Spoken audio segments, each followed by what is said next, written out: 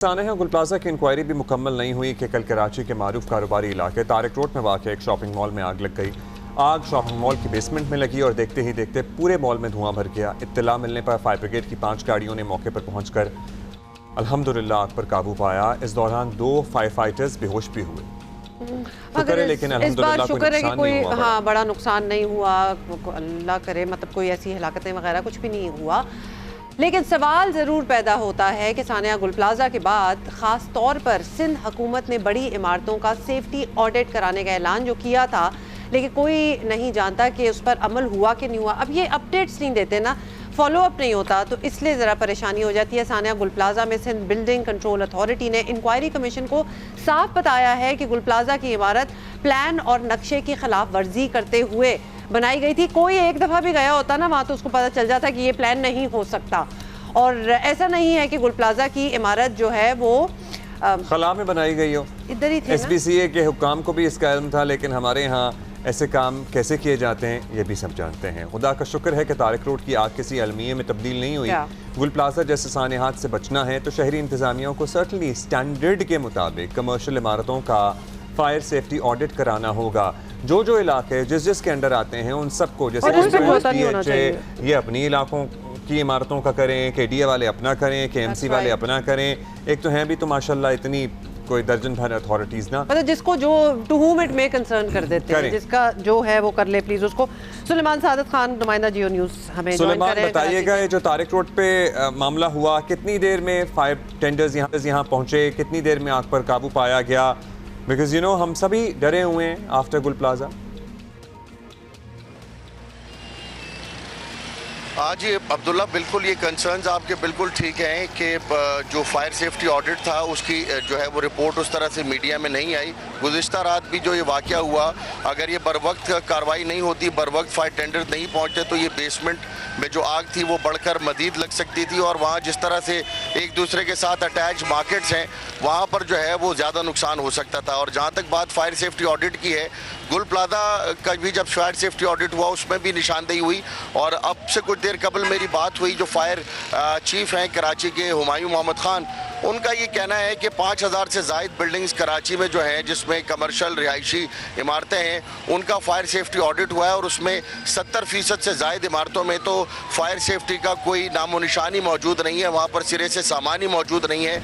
जिस 30% में मौजूद है उसमें 20% से ज़ायद ऐसे हैं जहाँ पर जो है बहुत ज़्यादा तवज्जो देने की ज़रूरत है। और वहाँ पर अगर अमला है भी तो वो अमला जो है उस तरह से ट्रेन नहीं है। और वो 10% में जहाँ पर खातिर ख्वाह इक़दामात हैं, तो वहाँ पर भी जो है वो इंटरनेशनल सेफ्टी स्टैंडर्ड्स नहीं है, इंटरनेशनल सेफ्टी स्टैंडर्ड्स नहीं है। अच्छा, जाहिर है हम इतने बड़े बड़े सानेहात वाक़यात के बाद ये एक्सपेक्ट करते हैं कि इंतज़ामिया ज़्यादा मुतहर्रिक हुई होगी, बिल्डिंग्स पे चालान हुए होंगे, जुर्माने हुए होंगे, कुछ बिल्डिंग्स ने कंप्लाइंस किया होगा। वो प्रोसेस कहाँ तक पहुँचा? वो प्रोसेस शुरू तो हुआ था, लेकिन वो शुरू होते ही क्या ख़त्म हो गया, या बस खबरों तक ही शुरू हुआ था? आप देखिए अब्दुल्ला, ज़बानी जमा खर्च तो जो है वो इंतज़ामिया ने बहुत किया। और जितने असिस्टेंट कमिश्नर थे हर इलाके के, हर डिवीज़न के, उनकी ज़ेर निगरानी में फायर ब्रिगेड हुकाम और सिविल डिफेंस हुकाम ने ये सब कुछ करना था। जहाँ से मैं आपको रिपोर्ट कर रहा हूँ, ये ज़ेबुन्निसा स्ट्रीट है सदर की, अहम तरीन यहाँ पर मार्केट्स हैं। ज़ेबुन्निसा स्ट्रीट है और उसके अतराफ़ में जो है वो दर्जन भर जो है वो मार्केट्स हैं।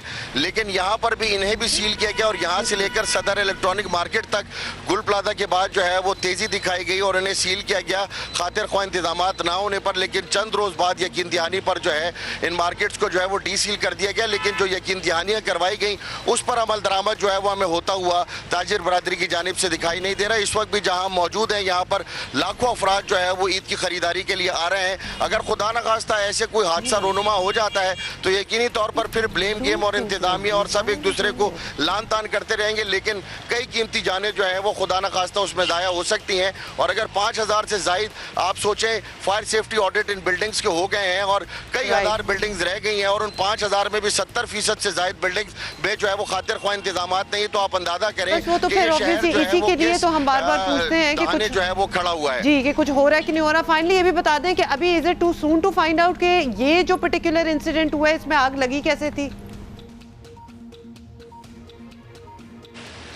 देखिए जी, इसकी अभी रिपोर्ट आना बाकी है और कबल अज़ वक्त है, लेकिन चूंकि बर वक्त जो है वो ये कार्रवाई की गई और फायर ब्रिगेड हुकाम का ये कहना है कि उन्होंने बर वक्त पहुँच कर ये आग बुझाई। तो इसका जो रिपोर्ट फाइनल आती है वो कुछ वक्त बाद आती है, क्योंकि उसकी असेसमेंट होना बाकी होती है और असेसमेंट के बाद ही जो है वो मालूम हो पाएगा।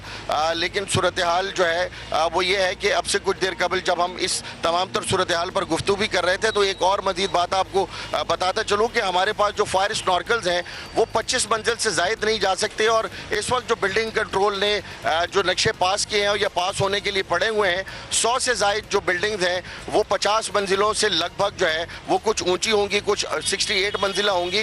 तो अगर ये नई तामीरात भी होने जा रही हैं अब्दुल्ला, तो हमें इस पर भी इंतज़ामिया को बताना पड़ेगा कि उन्हें ये तमाम तर फायर सेफ्टी ऑडिट पहले करवाने पड़ेंगे, बाद में ना हो, क्योंकि ये हाई राइजेस का मामला है और अगर हाई राइजेस में आग लग जाती है तो हमारे पास जो स्नॉर्कल्स हैं वो 25 मंजिल से ऊपर जा नहीं सकती है और अगर उससे ऊपर कुछ हो जाता है तो फिर या तो अल्लाह ही उस आग को बुझाए या फिर कोई ऐसा कोई मिरेकल हो जाए। इंतज़ामिया के पास ऐसी कोई चीज़ें मौजूद नहीं हैं। जी शुक्रिया आपका, थैंक यू।